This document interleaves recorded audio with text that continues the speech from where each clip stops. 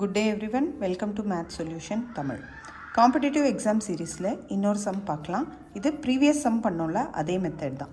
8 men working 9 hours a day can do a work in 28 days. How many days will 12 men working 7 hours a day to do the same work? இது previous சம்மும் இதே மாதிரி தான் போட்டோம். எப்படி போட்டோம்? மென்னு days, இப்போ அது கூடவே ஒரு ஹவர்ஸும் சேர்ந்துருக்கு. 8 men 9 hours, 8 men 9 hours எவ்வளோ? 28 days ஒர்க் பண்ணுறாங்க. அதே மாதிரி ஹவு மெனி டேஸ், ஸோ நமக்கு டேஸ் தெரியாது. Will 12 men, so 12 men working 7 hours, 7 hours work பண்ணால் எவ்வளோ டேஸ் ஆகும் அப்படிங்கிறது தான். ஸோ இதுக்கு நமக்கான ஒரு ஃபார்முலா தெரியும்.